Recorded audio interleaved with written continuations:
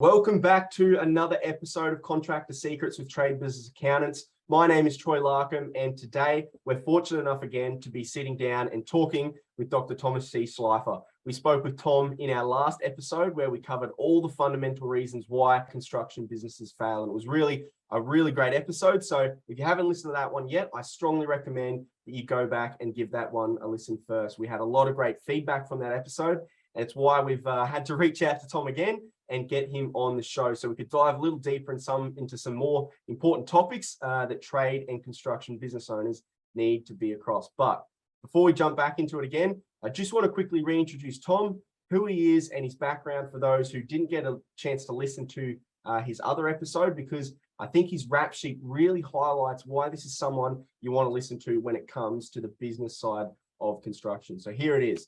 Dr. Schleifer joined the construction industry at the age of 16 and today has more than 60 years of contracting and consulting experience to his name. He has both a Bachelor of Science and a Master's of Science degree in Construction Management from East Carolina University and a PhD also in Construction Management from Heriot-Watt University in Scotland. Dr. Schleifer's experience includes serving as a foreman, a superintendent, project manager, and vice president of a construction company that he owned with his brother. Then from 1976 to 1986, he was then the founder and president of the largest international consultancy firm serving the contract surety industry. During this period, he assisted in the resolution or salvage of hundreds of distressed or failed construction firms and projects. This combination of practical hands-on experience as a contractor and assisting financially distressed companies has given Dr. Schleifer a unique perspective on the causes of business failure and how to avoid them. He's the author of the Secrets to Construction Business Success, Managing the Profitable Construction Business, Construction Contractors Survival Guide, Glossary of Suretyship and Related Terms, and numerous training guides. Dr. Schleifer is sometimes referred to as a turnaround expert because of the number of construction enterprises that he has rescued from financial distress. The importance of education in the construction industry is one of Dr. Schleifer's favorite themes. He's actually a former chairman of the Continuing Education Committee of the Associated General Contractors of America, and he has lectured extensively at universities, professional and trade associations, and authored numerous articles and publications on construction and business management. And it's also why we again have the honor and privilege today to sit down and have a chat with Dr. Schleifer on today's podcast. I'm really looking forward to this one, so let's dive straight in. Tom, welcome to the show again, mate. How are you doing this afternoon? Very good, Troy, and I'm glad to be back. We certainly talked enough to start to becoming friends. I'm looking forward to you visiting Arizona. Yeah, I'm looking forward to it too. Been there once, actually. Went to Texas. Man, big state. Big state. Very, very, very different to here. I was driving down, and for you guys it'd be miles. Every 10 miles is a new, big, huge food city with a Walmart, KFC, Taco Bell. I couldn't believe it. Just the infrastructure over there compared to Australia. You make us feel very small. Well, look, Tom, I'm glad you're joining the show again, because obviously, like you said, the last show was really good. We covered a lot of topics, a lot of interesting topics, particularly around the topic of why construction businesses fail. And I think that's something that is really, really good to provide education around. But right at the end, in the last chat of that podcast, your final word of advice to our audience was that they should be easy to do business with. And this is really a topic that we're constantly talking about here at TBA, but I'd love to get your perspective on it. So, can you break down what you mean by easy to do business with? Yeah, our construction industry is basically, to put the product in place, is intrusive. It's loud, it's noisy, it's dusty. It's just inconvenient for our clients and our public until we leave. Now, obviously, it's convenient to have the new facility or whatever we're constructing, whatever they're getting. But the process of getting there is, quite frankly, difficult on the customer. And most of the construction industry has said, it's not our fault, that's how it is. They just have to live with it. But that's not really the case if we want repeat business and if we want cooperation during the construction process. We need to embrace that problem as our problem, that we're coming into someone else's property, space, or community and disrupting their normal lives. I mean, one example is most people just hate when the new highway construction detours them. Yeah. They love it when the highway's done because now they can get there point to point. Yeah. But in the meantime, they're blaming the construction industry for sending us down a country lane with all kinds of delays. It's that serious Yeah. that makes us look hard to do business with because we create inconvenience. Yeah. We need to embrace that and realize that we need to try to minimize not only the impact, minimize the inconvenience, but explain ourselves to our clients in advance so we can set the expectations, which of course, in marketing terms or business terms is called customer service. Basically, customer service is the business's ability to satisfy its customer. Yeah. Now, you want an addition on your house, and I'm going to build that for you, and you're going to love it, and you'll be satisfied when you get it. But the process of getting it, you have been so dissatisfied, so inconvenienced, that your relationship with me deteriorates. And I explain this often to audiences and to even classes that I teach. And everyone says, it's not our fault. It's not our fault. And I'm not trying to set blame. I'm simply saying we are at the one that can benefit by trying to ease it.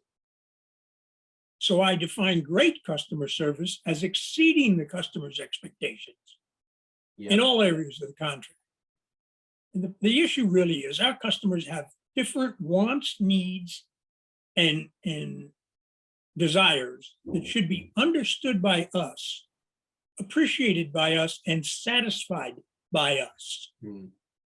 And I have people say, wait a second, we're not psychologists. We're not there to make friends.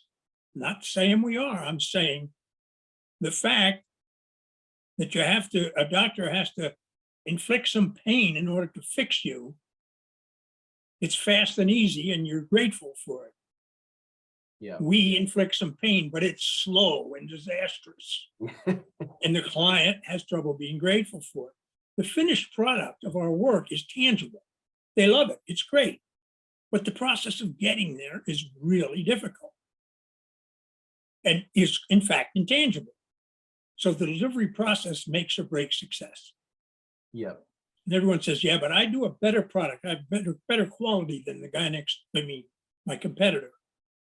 That may or may not be true, but the customer never gets to see both side by side. Yeah. They've only selected you. Yeah. So they have one measure. And unfortunately, they consider us a commodity.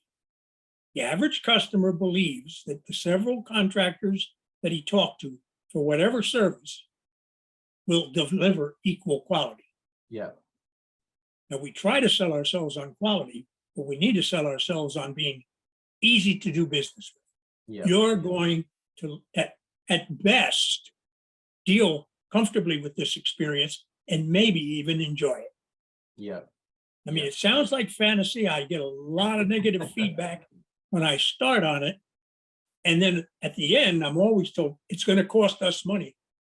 It's cheaper to do it the right way, the best way for the customer in the long run than it is to argue with the customer. Yeah, 100%. They can't evaluate the intangibles, and they won't know how well the tangible performs until it's put in service. So if the tangible part is great, but the customer didn't enjoy the transaction, we lose the customer. Yeah. Repeat business is not something that's well handled in our industry. Yeah. And the customer does not know what they're going to get until they don't get it. Now think about that. They don't know what they're going to get till they don't get it. Because satisfaction is moot. They expect to like it. It's the existence of satisfaction is affirmed only by its action. absence, I should say, only by its absence. Only when dissatisfaction happens do they dwell on the process. Yeah. They expect to be satisfied. They didn't go into it thinking, oh, this is going to be tough. Yeah. They thought this is going to be great. I'm getting a new addition to my house. And then they end up dwelling on the process. Yeah. So basically, for our audience, for the introduction of this topic, we have the opportunity to do 99 things right, one thing wrong, and be remembered for the one thing wrong. Yeah. Yeah. It's funny you say that. That from reading the customer service chapter in your book, that was one of the lines I highlighted. And I think that sums it up perfectly is you can do 99 things right, but one thing wrong can mean the difference between the customer liking your delivery of the project or not liking it. And like you said, the repeat business side of things as well. That can mean the complete end of that relationship when one thing goes wrong. And this is something that we're talking about all the time. And I think you summed it up perfectly is the problem with our industry is it's become, and it always has been, incredibly focused on the product. And while it's important to make sure that you are delivering a good product, because unfortunately there's a lot of cowboy work that can be done out there that people are getting ripped off, people aren't getting the right thing done by them. So of course you want to make sure you're delivering the right product. But at the end of the day, like you're talking about, Tom, it's not a differentiator anymore because it's become the expectation. It's a non-negotiable of, hey, if I'm paying you money to deliver this service, I expect the service to be upheld. I expect the standard of what I get for my money is equal. I expect that product to be there. But where the problem lies is in that, like you're talking about, the process of delivery is you can absolutely nail the product, but if you don't nail the experience and the customer service side of things, you're shooting yourself in the foot. Because, exactly. And I think that the simplest way to explain it is you can be the world's best electrician, the world's best plumber, the world's best carpenter, whatever trade you're in. You can be the world's best at that specific skill set.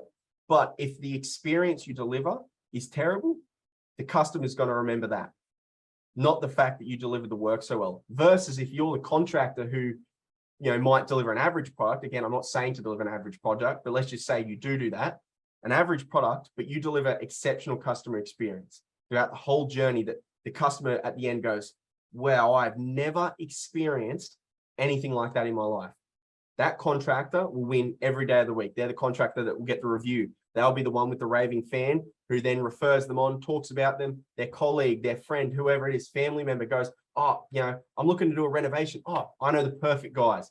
XYZ Carpentry, absolutely gun. Not because the quality of the product was the world's best, but because the experience was the best. And that's exactly. That is exactly what I'm trying to say. And I guess on this topic, Tom, is because I want to break this down a little bit further because you seem to use easy to do business with and customer service interchangeably, in discussions about this. Is there a difference between the two? Yes, one follows the other. And there's an order of magnitude. There's poor customer service, good customer service, and great customer service. And what happens, as I've said, our business to start off with is intrusive and no loud, noisy, dusty.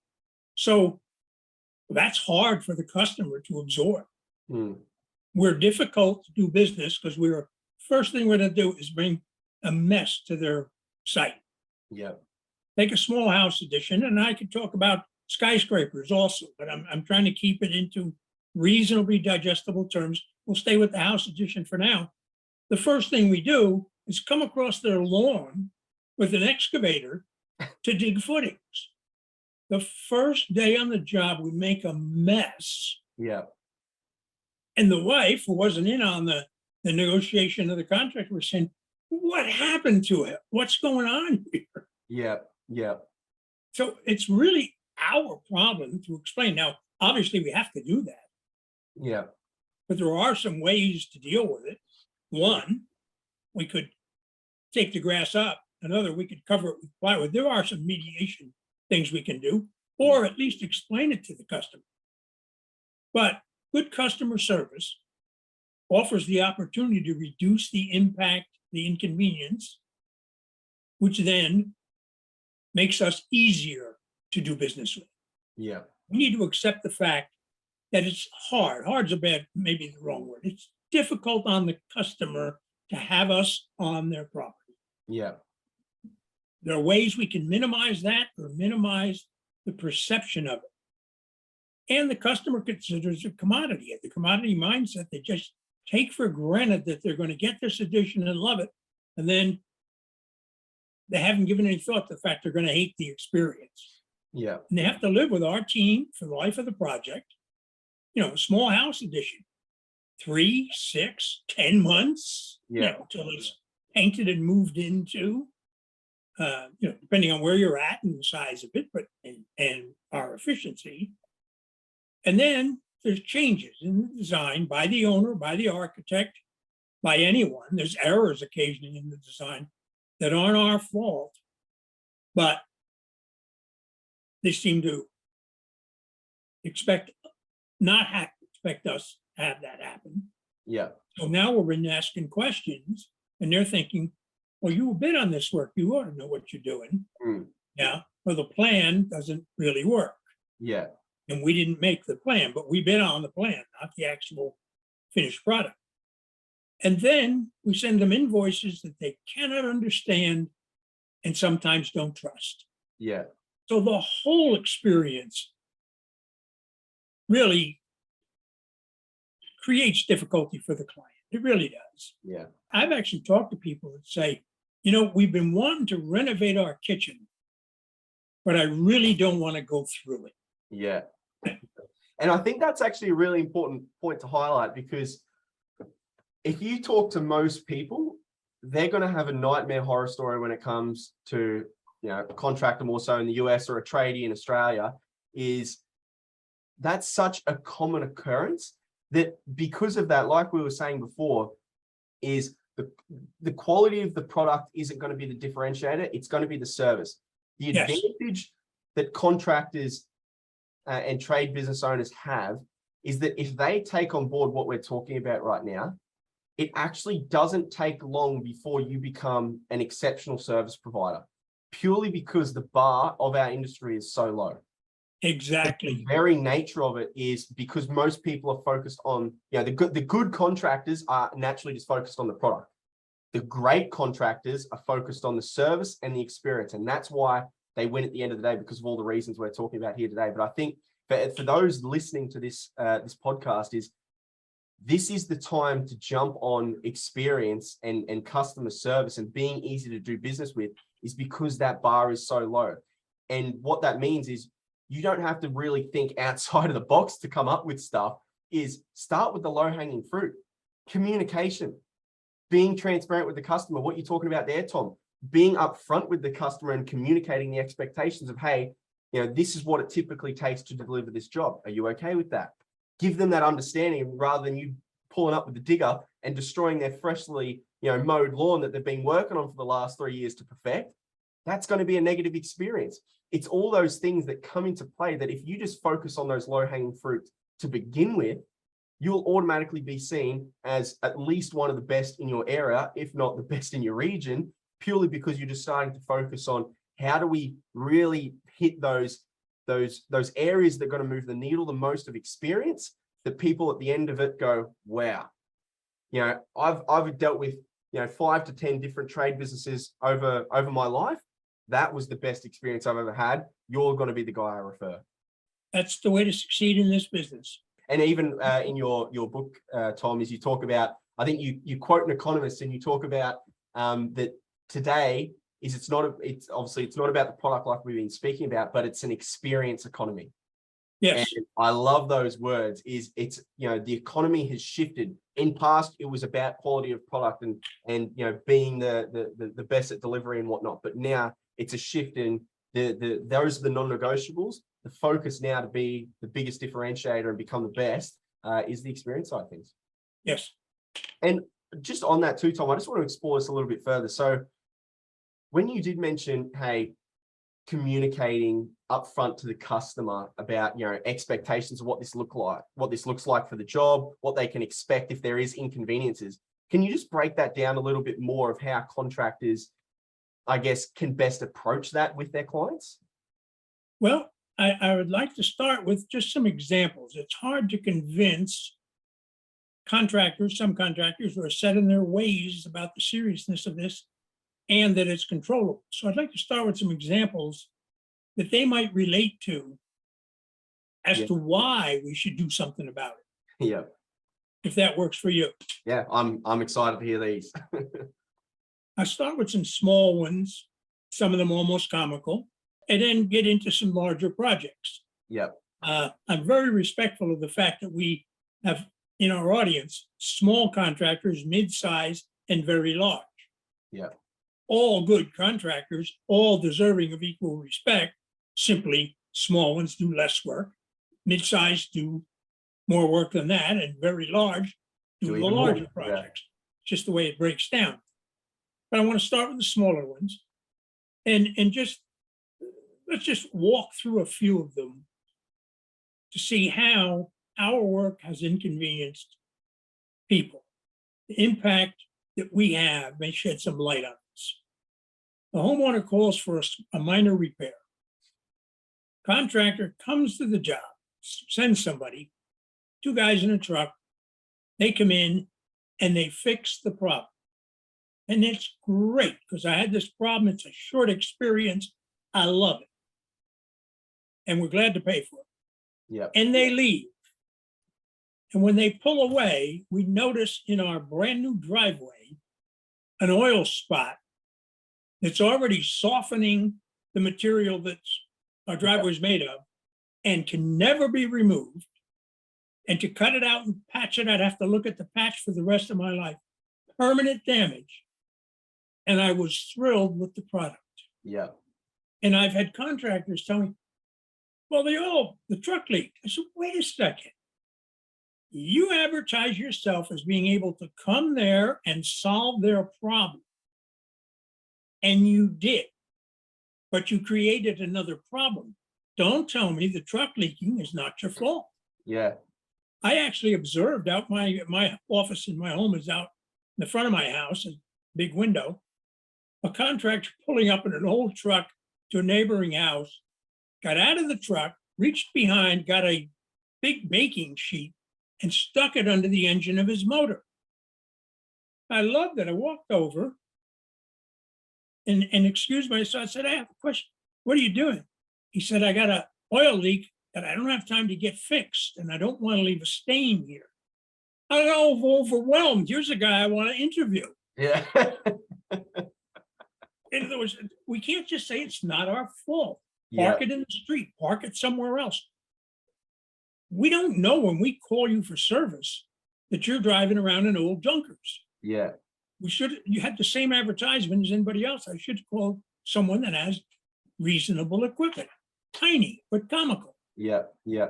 And I think that's a perfect example of what you were saying at the start, Tom, where a lot of people look at this whole customer service, customer experience side of things with the mindset of it's just the nature of the industry. It's just how it is. And it's making up those excuses that is letting it go by the wayside and it just isn't improving. But when it comes down to it, is really, you got to look in the mirror and there's got to be some ownership there of, hey, if no one else is responsible for this, then who is? At the end of the day, some of these things are going to be potentially outside of your control, like an oil spill. If you're not seeing that happen for the first time, okay, but you've got to expect that that's going to be a negative experience now. But what are you going to do moving forward? What are you going to change? If you just keep rocking up to houses now and leaving oil spills in everyone's driveway, exactly, that's the problem. Yeah, and we have to accept responsibility for what we're doing. I contrast it with manufacturing. Manufacturing is loud, noisy, and dusty, but you're doing it in your own plant. You're doing it on your own property. Yeah. Construction, a form of manufacturing, if you will, we go onto our client's property, into our client's neighborhood to produce the product. So we're in fact a visitor. Yeah. I wouldn't go so far as say a guest, we're invited, but we're a visitor. And it entails certain responsibilities. I have a couple other small ones that are, again, almost comical. I had an experience, a complaint from a person, we're a plumber. had to come and fix an outside hose bib that was dripping, easy to find outside the house because there was a puddle under it. Didn't necessarily have to go in the house. So pulls up, is familiar with the house, goes over, finds it, goes to the main water shutoff and shuts the water off because you can't take the hose bib off without the water being shut off. And when I'm telling this to a plumber, they're just saying, right, did the right thing. No. The homeowner's wife was in the shower washing her hair and the water stops. The proper step when you arrive on someone else's property, as you would expect at your own home, is to go to the front door and announce your presence. Yeah. And to say, in order to fix this problem, I'm going to have to shut the water off. Yeah. And provide the homeowner the opportunity to say, give me 10 minutes, 15 minutes, and then do it. Yeah. And you say, fine, it's going to take me that long to get my tools out and get ready to go. Yeah. Problem solved. But Yeah. don't wander around your customer's property without proper invite. In certain neighborhoods, you could get shot. Yeah.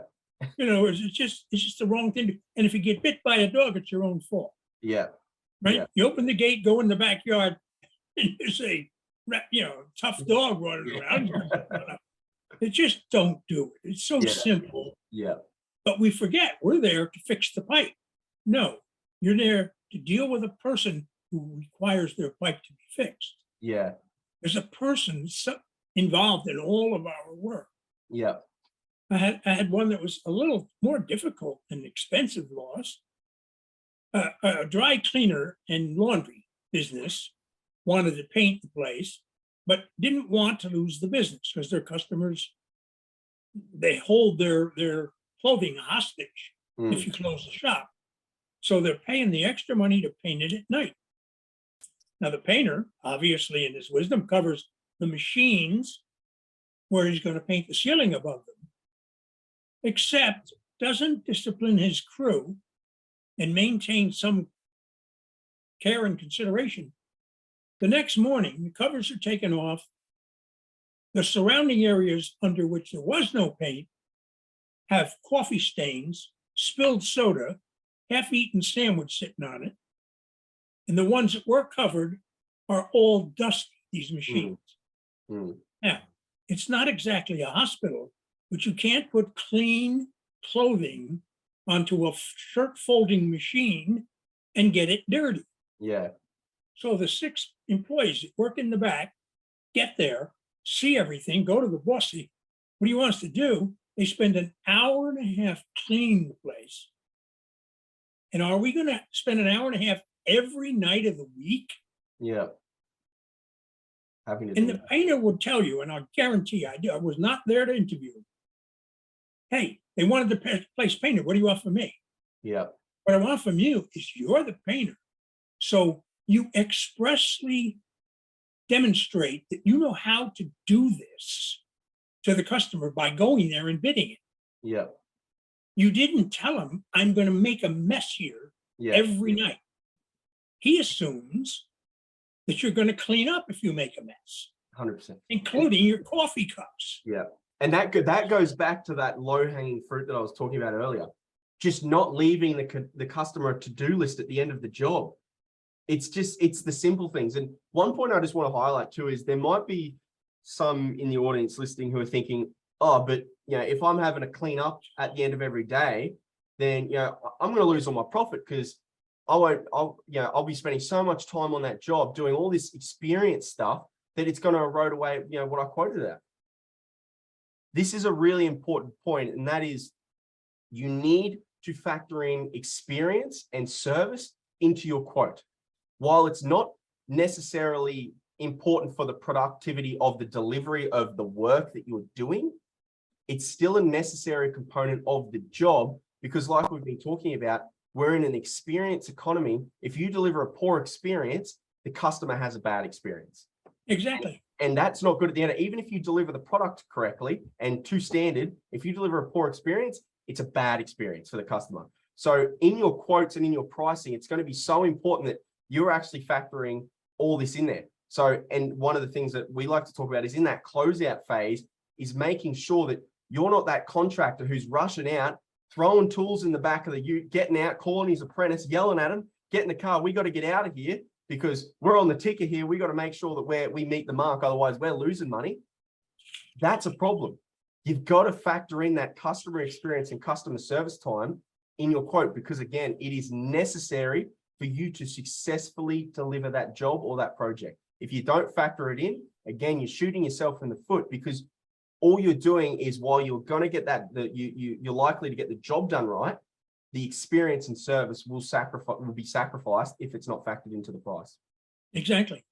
And it's a misnomer that doing it right and efficiency cost more than doing it slipshod. Yeah.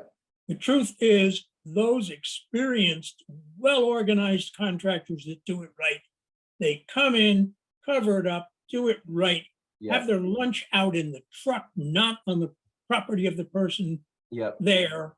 They understand what they're doing. Yeah. And they're not bringing yesterday's drop cloths in without having shaken them out. I know one painter that actually sends them to an industrial cleaner regularly. So they have clean drop cloths. In other words, it's a cost of doing business to do it right. And you'll find that when you train your employees to do that, you have the better employees, the happier employees, the more productive employees. Yeah. It just works. 100%. Well, just a couple more on the comical end. An electrician is to replace a number of fixtures in this home, comes in, takes them all down, which is pretty easy with the power on because you just kind of pull it away from the power. Yep. But needs to turn the power off to put them back on. Has to. So thinks nothing of the fact he goes and turns the power off. The client is on an international Zoom call with an important client of his, and this computer stops.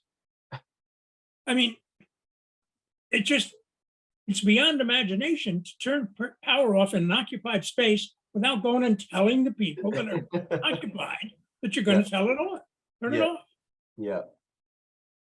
Same thing as the plumber thing. And one last on the same subject, a pool guy cleans the filter and dumps the filter trash, leaves and sticks and little stones and whatnot that are on the pool filter against a shrub, behind a shrub, like it's going to go away. Yeah. Have you cleaned the filter if you haven't taken the debris away? You've half cleaned it. Yeah. If you think about it. Yeah. And the homeowner's supposed to be stuck with it. I mean, it's just the things we don't think of. Yeah. And the workman doesn't do it maliciously. They're just not thinking. They wouldn't do it in their own house because as the owner, they'd have to clean it up anyway. So what they're saying to, without thinking it through, is they're making work for the customer that the customer didn't anticipate. Put it in a plastic bag, put it in a bucket, do whatever.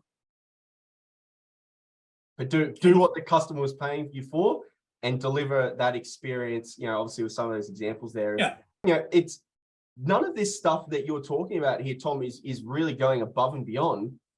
No, it should not be. At all. It's that low hanging fruit is the electrician, the plumber examples is just simply communicating to the homeowner, hey, this is what I'm planning to do. Is there going to be any inconvenience with this? Have the discussion first with the people to make sure that the experience is going to be a positive one, not a negative one. You can still deliver the job. You can still solve those issues. But if you're not communicating to the person, then you're going to open yourself up to potentially running into those issues of poor customer experience. Exactly. The inconvenience is totally avoidable. Yeah. And we as an industry have pretty much said, well, yeah, that's the only way you can do it, which means it's not our fault. Oh, it is the only way you can do it, but you're affecting other people. It's just that simple. Yeah. Anyway, let's talk about a couple larger projects. A contractor finished a decent sized addition on a hospital, and the hospital was thrilled. They just loved the finished product. Contractor was there at the dedication and all of that. And it was a multi-phase job and wasn't invited to bid on the second phase. Went in and asked the hospital director about it. You were happy with the first. They said, your people, there were contract limits. They parked outside the contract limits all over the grass. Left lunch bags blowing around and sandwich wrap all over the property constantly.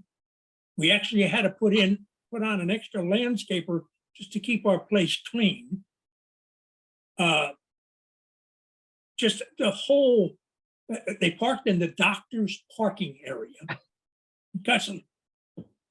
And you can't say, well, where should they park? That is not the hospital's problem. Yeah. The job you bid had the project on the blueprint and had contract limits. That meant do nothing outside these limits. Yeah. We don't provide you parking. And out in the big cities, and I'm sure you have the same thing in Australia, it's a big deal of where you're going to park, where the worker's going to park, depending on what job they take downtown. Yeah.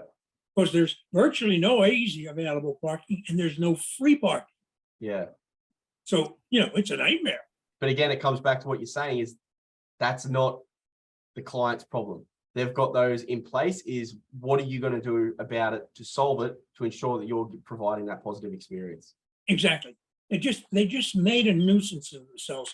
On top of that, they used hospital bathrooms and went into the cafeteria and bought food, which were not within the contract limits. Mm.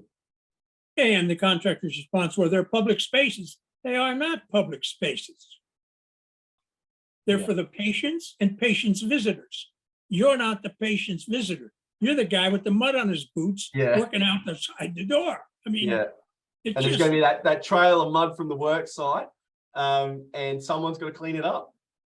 Yeah. And they're used to sanitary conditions. Another one that's just really interesting. A guy gets a job for a corporation to build their corporate headquarters.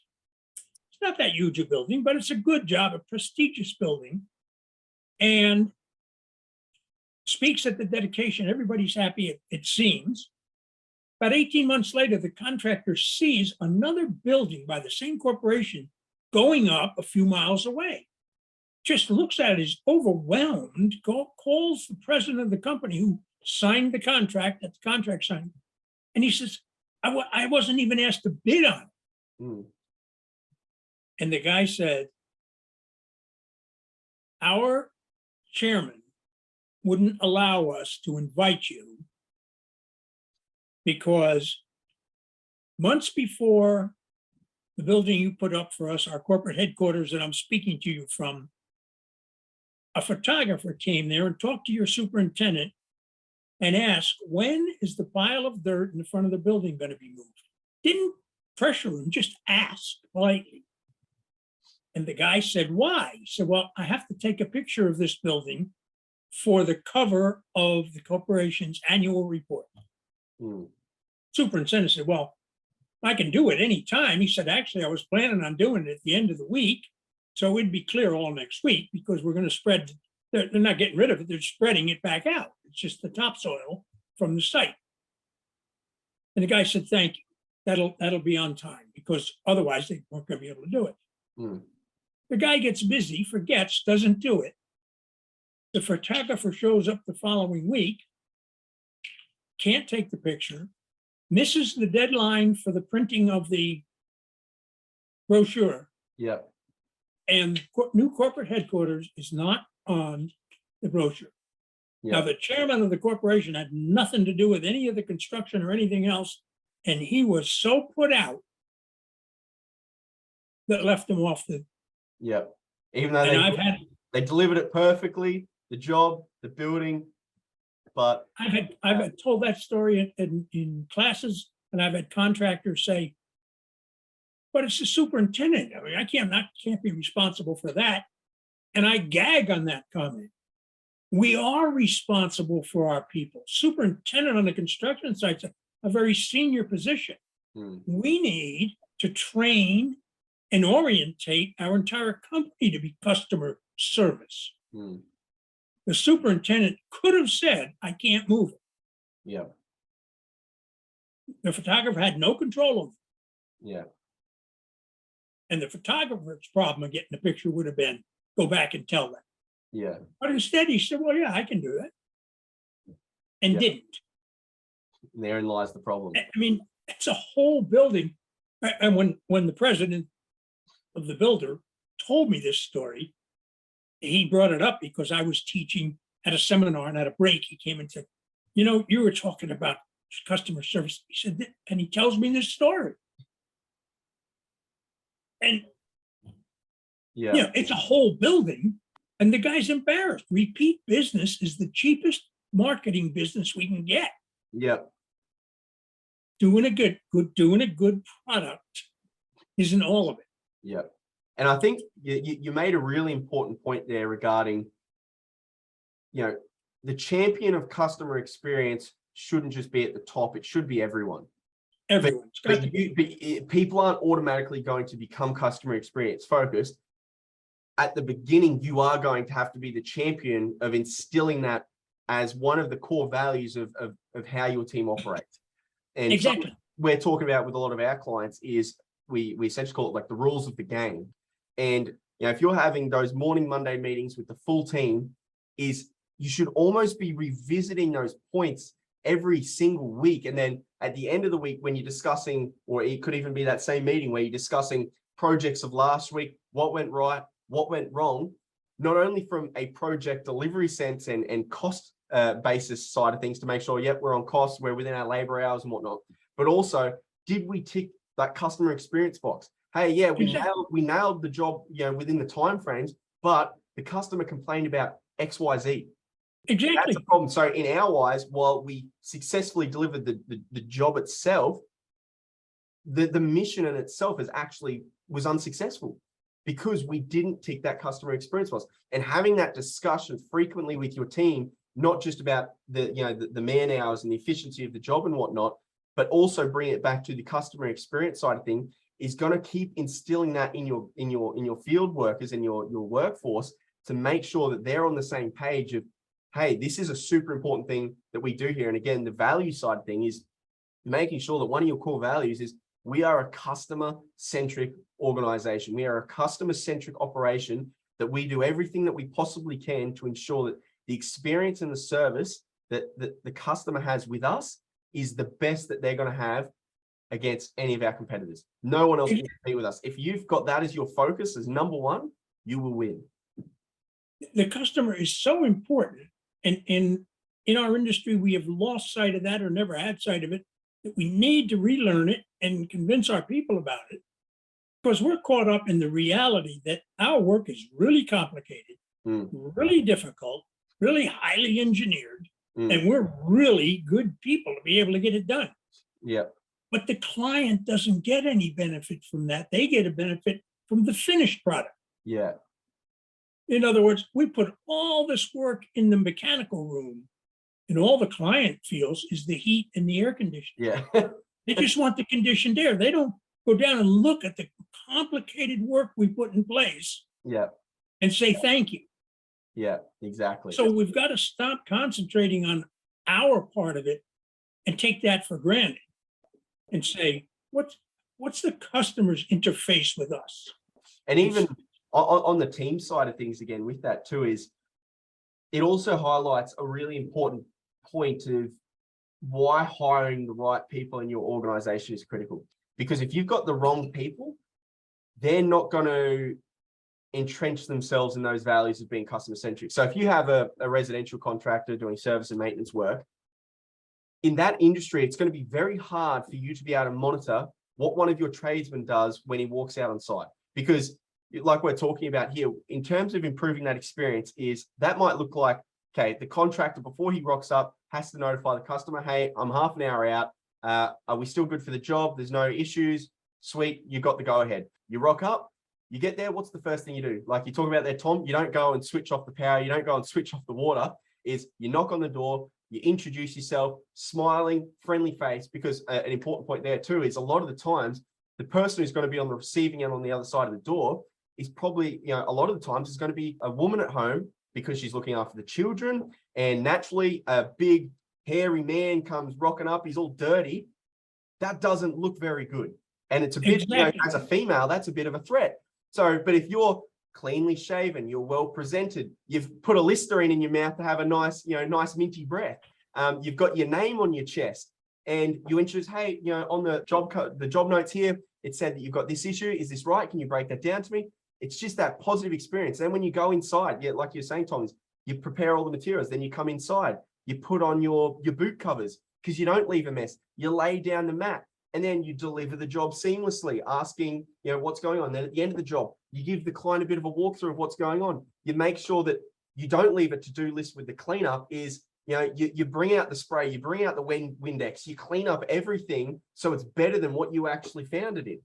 And then when you leave, you're building that rapport. You're not just rushing out the door to get to the next job. You're giving the customer that time and that experience in that closeout phase to make sure that they have a positive experience. Now, there's a bit in that, and there's going to be some training there. So obviously there's going to be an investment of the business owner to have to upskill his people to make sure that they understand not only that it's important to be customer centric, but what does that actually look like? But if you don't have the right people on board, it's going to be really difficult to make that happen. And we've worked with clients where they're trying to instill this stuff, and the problem is they just don't have, some of their people just aren't the right people. Sure, some of them are taking it on board, but others are just, it's not really important, doesn't really matter, and they keep going with their old ways. And that really highlights someone that you shouldn't have in your operation. And I keep repeating, it's easy to fall into the attitude that it's not our problem because it is indicative and built into the work. Yeah. But it's our work. We're getting paid for it. That's where our profit comes from. It's the owner's pain in the fanny. Yeah. We are the interface. Yeah. So we have to adjust to it. I've got a couple others that are worth looking at because this lack of customer service comes from all directions. Contractor builds a gymnasium addition to a high school, and it's got a swimming pool in it.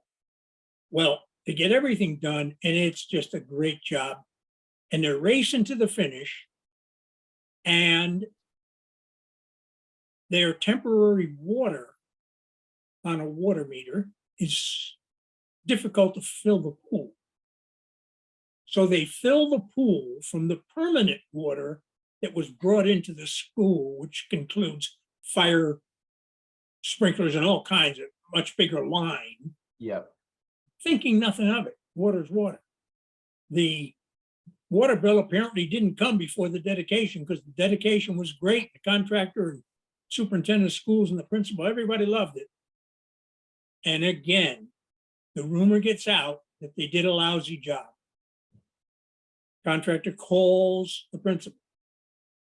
He said, it cost us 15 or 18, I forget the number, $100 to fill that swimming pool, and it wasn't our responsibility. Yeah. He said, my people said, you did such a good job, let's not start a fight, so we left it alone. He said, but it still sticks in my craw. Yeah. Now, that was not intentional. They intended to fill the pool. They when I say they, the company is a lot of people. Yeah. The people in that direct loop didn't give a second thought to where the water was coming from. Yeah. That one's a hard one. I really have trouble digesting that because I could see it happening. If I were running the job, I could see it happening. Yeah. The reason I throw it in is that is how serious we have to take customer service. We have to look for where the interfaces are. Mm.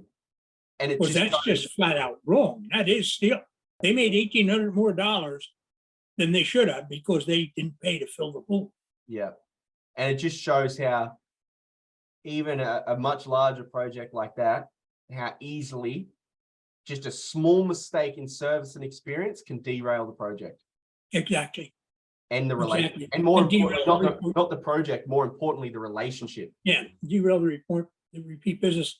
And I saved this one till last because I've had contractors offended by me bringing it up. And it's a little close to my heart because this was back when I was a contractor. My brother and I were partners. And we were second bidder on this job. Yep. Big difference between us and low bidder. It was a Catholic, not Catholic, a religious girls' school attached and associated with a female training, religious training Yeah. college. They're putting an addition on, and it's up the outside. They're redoing the old bathrooms.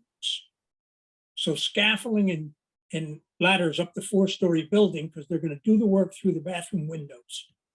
These guys are scaffolding the project and what have you. Guys in torn up clothes, working with no shirt on, yelling, screaming, cursing, telling dirty jokes as loud as they can. Everybody's over. School's going on. People are walking around. They just have a snow fence around the scaffold. Yeah.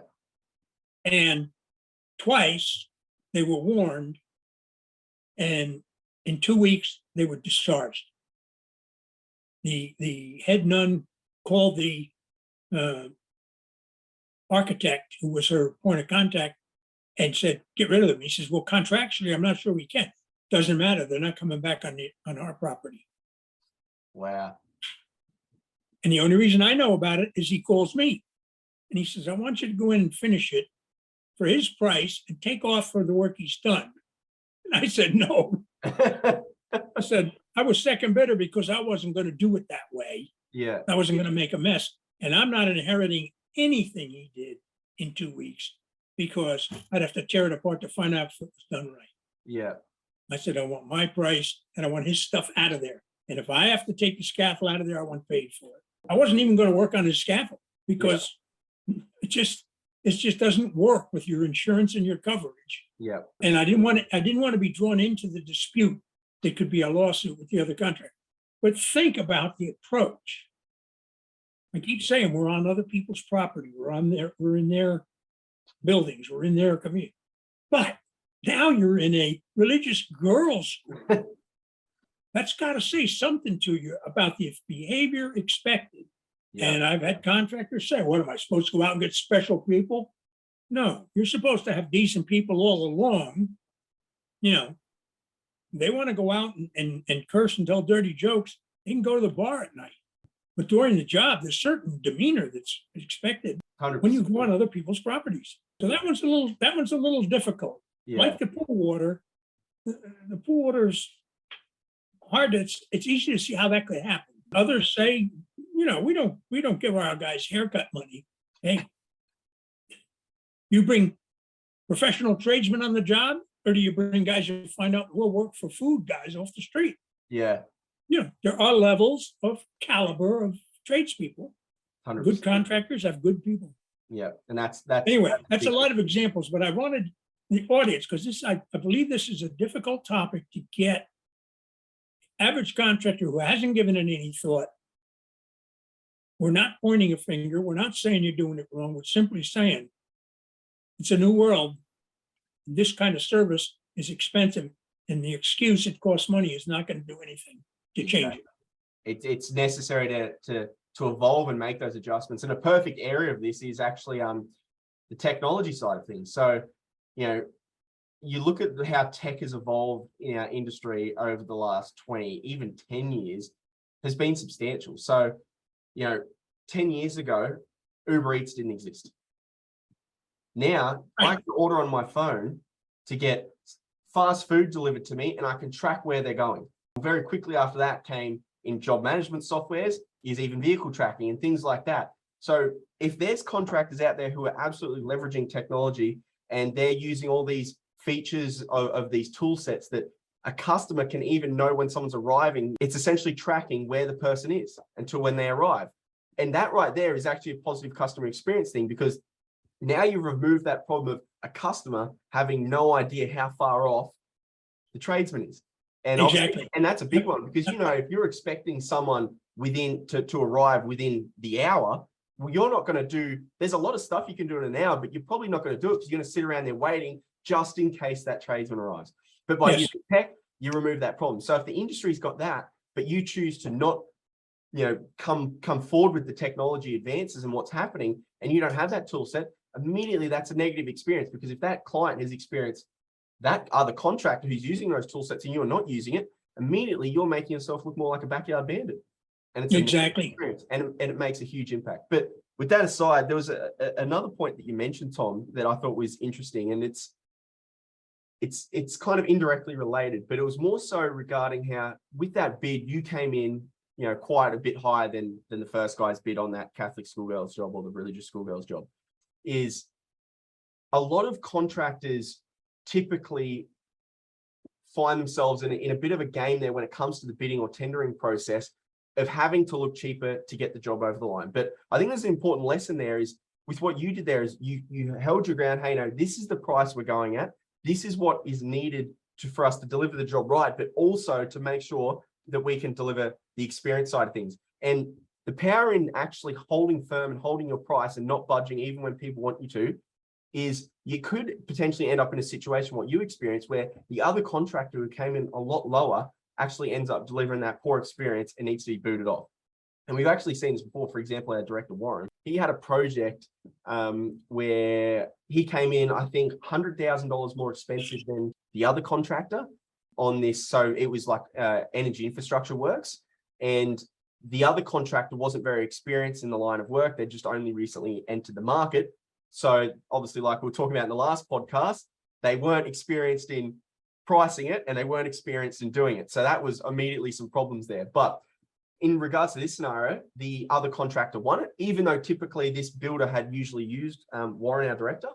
In this case, they didn't go with him. That $100,000 cheaper was just too attractive and too desirable for the builder to try and make some margin. In the end, though, that job, that component of works, that energy infrastructure component of works, through using the other contractor, ended up costing twice what Warren originally quoted, purely because, like you were saying, they weren't experienced in pricing it, but even in more so important in this case, they weren't experienced in delivering it. So they got to a point, I think they were 40 stories up or something like that, and they needed power to go to the next level. They didn't have the power because the contractor hadn't got the stuff in place. So what did the builder have to do? Now they have to hire generators, all the fuel involved in that, all the hiring to get that all in place to make sure they could deliver it. After the job was done, the project manager called up Warren and said, "We are never using anyone else again. You're our contractor of choice." So that one moment of holding ground and going, "Hey, no, I'm not going to fall to that. I know what this job needs to be priced at in order to deliver it correctly and for a profit and to make sure that we're delivering good experience." And through that one act of just holding ground and having that short-term loss, created long-term gains forevermore in the future. Exactly. And we haven't used the word profit too often, but I would add in this particular seminar, profit is not a dirty word. I make it clear to my clients that we intend to make a profit. That is why we're in business. And we're not ashamed of it. And every time that the price issue comes up one way or the other, I need to defend my profit. Yeah. I don't want to contribute to this project. I get no benefit after it's done. Yeah. And we just don't have to be hiding it. My international division of my company, we did a lot of work in Europe, and I used to love it there. First of all, we made more money as a percent of sales because they're just wise enough to keep it up. Yeah. And it was open book profit. You could say what your profit was going to be. There were some jobs that were actually bid cost plus. All you bid was what your percentage of profit was. Yeah. And then you'd be paid, reimbursed the cost. Yeah. So it was right out in the open. And I just appreciated the fact that some people seem to want to hide the fact that we make money at it. But you're 100% right, is profit is critical. And particularly if we're looking at the construction side of things more so, is when you look at our industry, God, there's some risk. Capital letters, R-I-S-K. Exactly. And profit for our industry, and particularly construction, is super critical because of that risk factor. Is if you're just pricing these works to contribute, what are you doing? What's the point? All that stress, all that risk, all those headaches for what? yeah, you might be paying wages for yourself, but where's your return at the end of the day for the risk of starting that business and delivering that work that you do? It's a necessary component of our industry, but you're 100% right. We're afraid of it, and it's become a dirty word that people don't like it, and they don't like to communicate. And obviously there's double side there, because it goes both ways with, if we're talking construction and building and whatnot, is, it can be hard to sometimes get that project over the line with a bit more profit, because the builder's just looking for, potentially looking for the cheapest price. But then you start to ask the questions of, what's your sales process looking like? Are you actually differentiating yourself from just being a number like everyone else? Are you actually there, educating the client, highlighting areas of risk that they're not aware of? Or even it might come down to, maybe it's not a sales process thing. Maybe it's the wrong client or the wrong market. Whatever it looks like is, again, you've got to look internally. But to conclude it is, if you're not making profit, what's the point? Exactly. And we don't have to be ashamed. The title, "We're in business," implies a business profits. Yeah. I was teaching this one time at a graduate course, and I had a student ask the question, well, what happens when you don't make a profit, you have a loss? I said, well, I don't know what the definition is, but it's not business. Yeah. A business makes a profit. A business doesn't deal in losses. Yeah. It's some kind of nonprofit organization or charity, but I don't have a definition for it. We are in business to make a profit. Nothing to be ashamed of. And I think off on a bit of a tangent here is, just while we're making this point, is, as a business owner, is typically you're going to have two roles in the company. You're going to be a working director within the company, leading the troops, fronting the operation. But at the same time, you're also going to be a shareholder. So where I see a lot of contractors making a mistake is, either one, they're not running themselves through payroll, for example, or paying themselves a wage, ended up just living off the return side of things. But at the end of the day, you're getting false numbers from your P&L because you're not actually paying yourself a fair market wage. So if you got hit by a bus tomorrow and you're going to get replaced, well, then your numbers have been distorted. But even more importantly, is what we like to say is, you've got to be a demanding employee and a demanding shareholder. So a demanding employee would never, ever settle for not getting compensated what they should be. So you need to be getting paid the wage for the work that you're doing in the business. But just on that, you can't just survive off that. If you're just looking for a wage in the business, you don't need business then. You can go work somewhere else with far less stress, far less headaches, far less risk. But if you're choosing to go the business ownership route, on top of your compensation for a wage for the work in the business, you also need to be getting a return on the business. And as a shareholder, that's in profit. So you need to be getting both. If you're just focusing on one, or you're just getting one or the other, that's not good enough. You need to focus on making sure that your business is in a position where it can, one, pay you and compensate you for the work you're doing in the business, but also give you that return on the business. Super, super important. Exactly. So Tom, couldn't agree more. Yeah. So I guess we've talked a lot about the issues of customer experience, customer service. You provided some great stories there. I just want to ask the question of, for those listening, what are some of the best things they can do to prevent some of these issues that much of our industry faces when it comes to the customer experience side of things? Mm-hmm. Well, one of the major issues is to just fully understand a simple concept. We build for people, not corporations. And that we should treat people like we'd like to be treated. If we were the customer in this same negotiation, how would we feel? Because it's really a people business. And for example, I always on my projects told the customer they were welcome on the project. It's their job, it's their property. Yeah.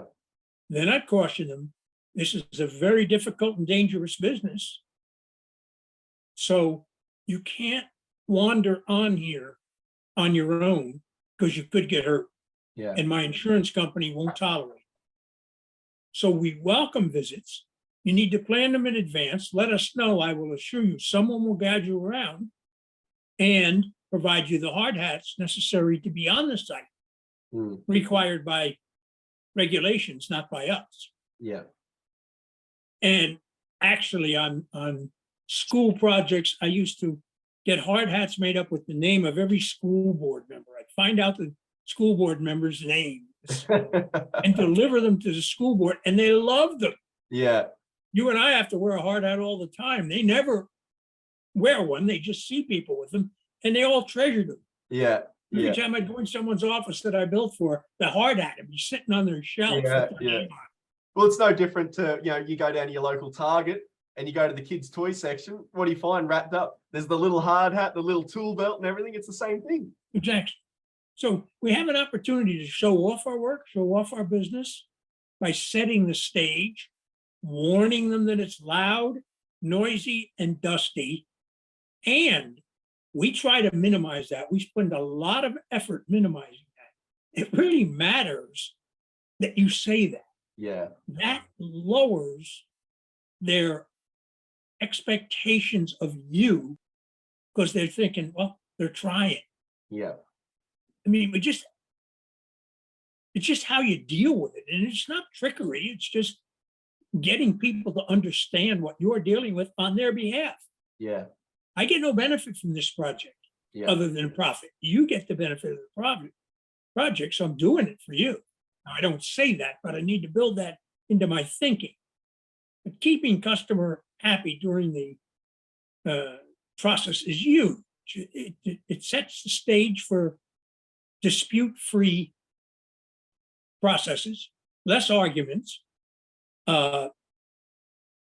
profitability with cooperation, generates positive recommendations for future work. I mean, you just want the customer to understand what you're going through, and they appreciate hearing about it. Yeah. Most people are reasonable.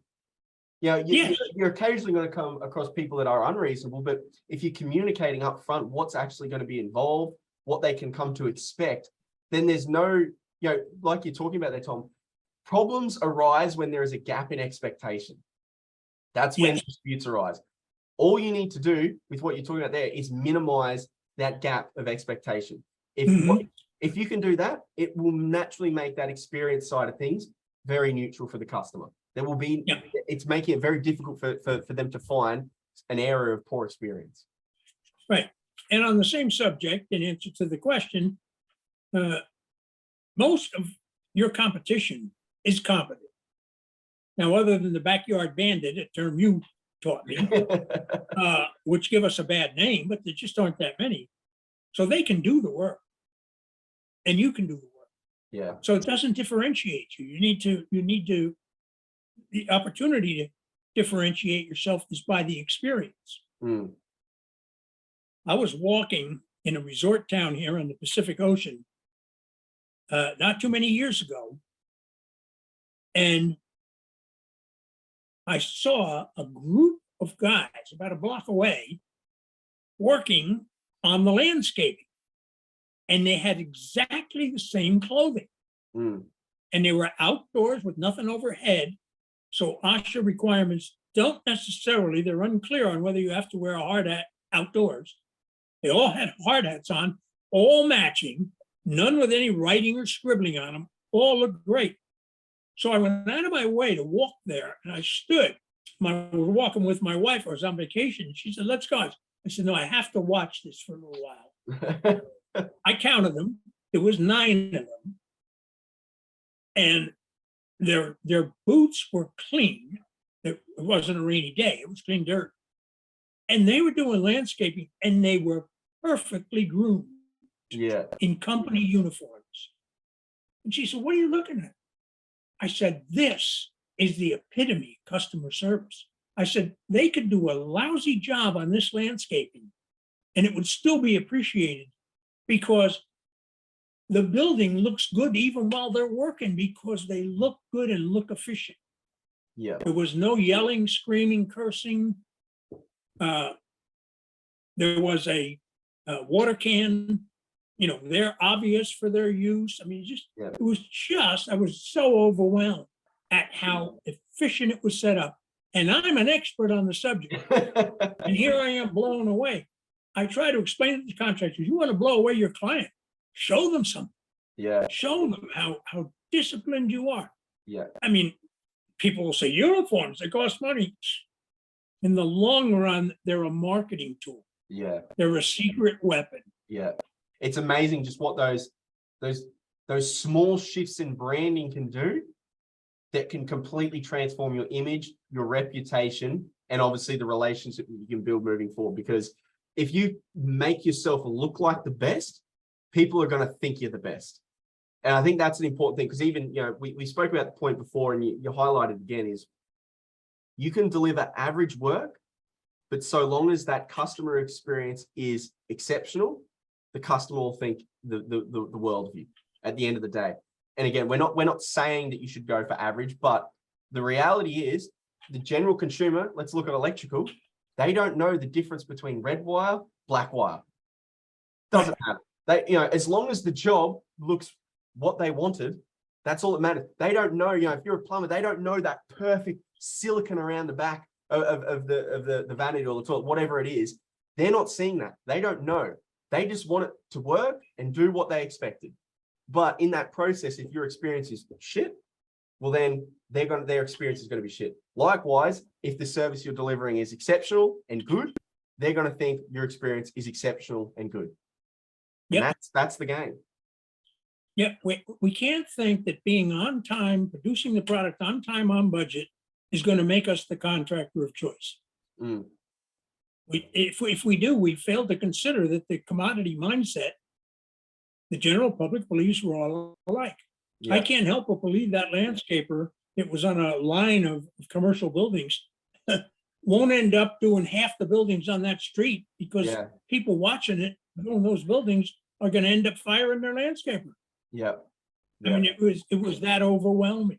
And the key is there with it is, like we're talking about, is because you've positioned yourself in that way purely through just a very minor branding exercise of, clean outfits, tidy hard hats, tidy boots. Through that exercise of positioning yourself as the best, naturally you position yourself as the lowest perceived risk.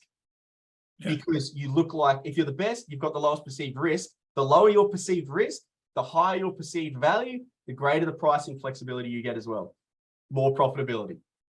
It's just a positive feedback loop and a positive feedback cycle that just consistently works into your advantage. Whereas if you're the opposite, you don't look like the best, people are going to see you as riskier because you look like that backyard bandit. That's going to give you less pricing flexibility because the customer's going to be more concerned that, hey, they could do it right, they might not do it right. I'm not sure, because I've had so many of these negative horror story experiences with contractors that it could go wrong. They're not going to give you much pricing flexibility. All they're going to compare it on is the price, because they're looking at 3 backyard bandits going, hey, this guy's got the cheapest price. Let's go with him. Whereas if you're that other guy, you're that landscaper that you're talking about there, Tom, you immediately set yourself apart with the right customers. And that's an important message. It's not every customer. There's a spectrum of bad customer to exceptional customer. The bottom 20, 30, 40%, they're not going to care. You don't want to work with them. They're the pain in the ass. Exactly. They're the worst customers that you don't want to deal with. What you want to focus on is that top 50% that are going to appreciate and be looking for that increased value. And they're going to be looking for that premium contractor who's low risk. And simply by having that branding exercise of just clean, tidy, professional outfit makes the difference. And we might as well add a little problem in our industry on that subject. There are in some locations a big debate between subs and general contractors. Yeah. And I recommend to appropriate subcontractors or specialty contractors, as some people prefer to call them, that they work for the GCs, that cooperate with them, that appreciate them, and that pay them. Yeah. And just don't get involved with the others. There are some GCs that do not take care of their subs, and you can find them. They're mostly the bigger ones, and they use different subs on every job. There's no sub following, yet there are GCs that use the same subs on every job. Yeah. And my recommendation is just go with the ones that are right. Everybody says, yeah, but I need more work. There's where the rub is. Yeah. Don't worry about the top line. You don't need more headaches. Yeah. You'd have more work doing this. And the better organized companies like the uniforms, I find, that they're much more profitable, much more productive, Mm. and they use some of that profitability. They pay more for their workers Yeah. than the backyard bandit. Yeah. So all the way around, it's very positive.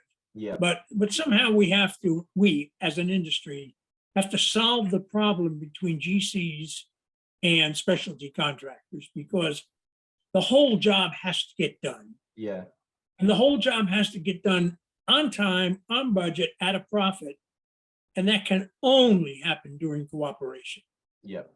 And that's actually an interesting point, because I read in your book as well, Tom, is you talk about from a cooperation sense, and I agree with this 100%, is a lot of contractors typically have, I don't like to really use this word, but I guess for the sake of what we're talking about here, they typically have a selfish mindset of they're more so focusing on what they need to do to get the money in the door, to get the job done. And you know, that's an important element of what's going on in business. You've got to make sure you're making the money to survive. But on the other side, sometimes they go too far that way, where they're not actually working with, you know, obviously in America, it's going to be the general contractors. Here, it's going to be the builders or the higher level contractors. Obviously, there's the different tiering there, but working with the contractors, working with the owners, working with the client is, if you can do that, you're becoming an extension of their team, an extension of their vision of what they're trying to do there, that you become more of an asset to them. Whereas if you're just there for your own selfish reasons of making money for yourself, which of course, again, is an important part of business, but if that's your pure mentality, you're going to find it really, really hard to build strong relationships with builders who are actually looking to utilize you more often and give you greater pricing flexibility, because you're a valuable asset to their team. And I can add a little fuel to that fire, in that back when my brother and I were partners in business, it's gotten a little less today because there are more negotiated jobs, but back then everything was bid. We had subcontractor following that actually bid a lower number to us than to some of the other bidders on the same job.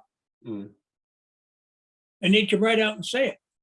You run the work on time. You pay us on time. We need, you know, that works for us. Yeah.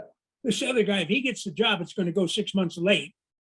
So we'll be there 6 months longer. He never pays us on time. Yeah. And it just, the reality was, we were successful bidders because we got the lower price from the subs. Because we treated them well, and we wanted them to make a profit, and us to make a profit. Yeah. So we pushed for on time, on budget. Yeah. Cooperation, positive relationships goes a long way. You can't, in this industry and in this game, you can't have a selfish mindset. Yep. Of course, you got to think of yourself to make sure that you're making the money that you need to be making sure the cash flow is there to support the operation, and at the end of the day, making a profit. But that can only really be achieved with positive cooperation relationships at the end of the day. Yeah. You can't put the cart before the horse. Do it right, and then the profits will show up. Yeah. Yeah. Perfect. You know, you can't say, well, I don't have the profits to do it. You're not earning the profits to do it. You have to go ahead and get a new mindset. Yeah. And move forward. 100%. And I think even on that, it ties back to what you're saying at the start is, doesn't matter what business you're in the people business. Doesn't matter if we're talking about 60-year-old Margaret, the retiree, who's looking for some new plumbing, or we're talking about, you know, a tier 1 building contractor. At the end of the day, you're dealing with people. And I love what you said there. And we'd like to say it is, you know, when you're in the business side of things, a lot of people talk about business to customer or business to business markets. At the end of the day, it's people to people. That overarches everything. So, you know, even at those tier 1 contractor levels, who's the project manager? Who's the contracts administrator that you need to be building that positive relationship with, that they're prioritizing you, they're enjoying you, and they're vouching for you within their company to want to be, hey, we need these guys. They're the best guys. Yeah, they're a little bit more expensive than the other guys, but shit, they got the job done. They did it right. They weren't a headache. They were part of our team. They were working collaboratively with us to solve problems. You know, they didn't, when things went wrong, they didn't drop tools and go, not our problem. They worked with us to help, you know, how do we resolve this? And looking not only at just their component of works or their scope of works, but also, hey, where does my component of works fit in with the bigger picture? Hey, what I'm doing is going to have a hindrance on this guy and this guy, and ultimately that's going to affect the project overall, its budgets, its timeframes. Hey, I'm going to sit down with the builder or the project manager. I recommend we approach it this way. We do it this way, that's going to put less of inconvenience on these guys. We can set up, we can time this better, schedule it better. Boom, we'll get the job done. Who wouldn't want that kind of contractor on their site? Exactly. Exactly. And the price works out, and sometimes in dollars, it's a larger number, but in life of the project, it's a lower number. Yeah, 100%. In the low bid gets it atmosphere, you can just ruin that with change orders and poor quality. Yeah. You know, it's not apples and apples. Yeah, 100%. And again, it's not just the project itself, it's the lifetime of that relationship. What's the worth? Because you made a really important point before, is that acquisition cost involved in working with a new customer versus an existing customer is far more expensive. So if you can continue to work with existing customers who know you, like you, and trust you, you'll be making far more profit. Yeah. Big ticker. Well, I don't think we have time to cover them in too much detail, but I would just say that the way I set the stage with a customer on change orders is I tell them we're not looking for them. Yeah. Truth is, and research backs this up, jobs with lots and lots of change orders generally overall do worse profit-wise than jobs with fewer. Yeah. They're disruptive. We never get paid enough for holding back that spot till we get the answer and moving our crews somewhere else on the floor. Yeah. It's just a nightmare. So that the whole process I use is to upfront tell the contractors. Normally, contractors are blamed for change orders, and it's not necessarily so. And in our case, it's never so. We hope there's no change orders on this job. We'll do better on schedule and productivity if we just go through and finish it. The change order source is changes by design, changes when the owner, you, need something differently, and that happens, or errors in the design. And I wouldn't say that if the architect was here, but often that's a cause of a change order because we can't build it as designed. We don't really want those. But if they're changes generated by others, we do expect to be paid for them. Yeah. So just to get you can say those things then, you can't say them during the change order negotiation. Yeah. Because they sound defensive. They're non-defensive when you introduce them as, we don't want them. And I know there'll be listeners that'll say, oh, we do pretty good on change orders. Some people ought to look at the research that's been done. You might get more dollars, but you don't get more profit all the time. Yeah. Sometimes you get a home run on a change order or two or several, but for the most part, it just slows the work. Yeah. Yeah. It slows the productivity. They're really, quite frankly, more trouble than they're worth. And if your profit's coming out of change orders, I think you got the wrong business model. Yeah, exactly. Couldn't agree more. Well, Tom, this has been an absolutely stellar podcast. I've really enjoyed this. I think this is a really important topic that I don't think is talked about enough in our industry. And I feel like, like we've spoken about, it doesn't matter if you're the small contractor or the large contractor, the rules are the same. Is if you're focused on being customer centric, focused on the people that you're dealing with, you're at the end of the day, we're all service providers. What are the people we're dealing with? What's the experience they're going to have with us? If that's a priority in your business, you will win. And against, in an industry that's plagued with poor customer experience and where the bar is so low, is if you start focusing on this stuff, it's a direct competitive advantage. Again, we're in that experience economy. It's not about just the product now anymore. That's the non-negotiables. They're the expected.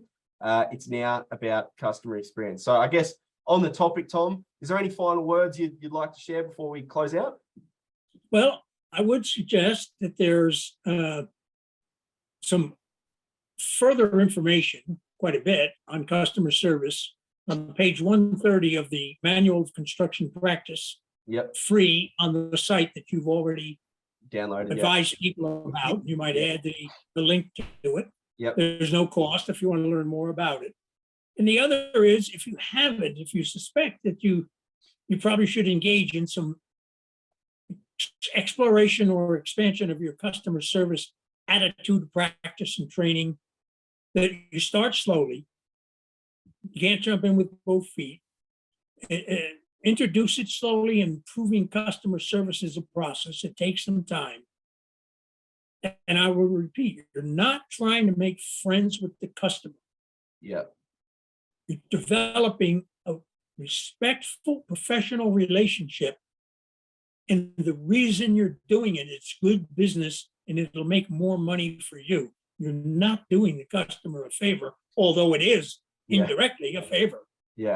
Because it's better for them, because you're easier to do business with. Yeah. But you're doing it for selfish reasons, because it's the right thing to do to improve your bottom line. 100%. Great final words. Great final words. So again, I hope for those listening, this has been a really valuable episode. I feel like the stories that Tom's brought to the table of those examples, I think they're a great way of communicating the importance of this point, because sometimes it can be brushed off with, like we're talking about, where, it's just the way the industry is. It's just how things are. Is, if you're serious about being the premium contractor, being the best, you don't settle for it's just the way things are. Is make the changes, work for the best interests of the customer, and ultimately, like Tom's talking about here, is you'll end up with a better bottom line, and that's the focus. One other thing I also want to say is, for any of those listening, make sure you get this book, The Secrets to Construction Business Success. Really, really valuable. Covers everything you really need to know to start getting your mindset in the right place of how you build that successful contracting business across the board to make more profit, more money, better cash flow. But ultimately, like we're talking about here today as well, is how do you deliver a better experience to your clients? So I strongly recommend diving into that book. Well worth it. Tom also has a weekly construction message that you can subscribe to. Again, we'll put the link below this podcast that you can click on and drop in your email. Tom drops the message every single week for free, and they're absolutely gold. So even though it's US based, I can tell you right now, there is a lot of similarities between US and Australian construction markets. So it's well worth taking on board those lessons. So great session today. Really appreciate it, Tom. And talk next time. Thank you for having me. Awesome. Take care. Have a good one.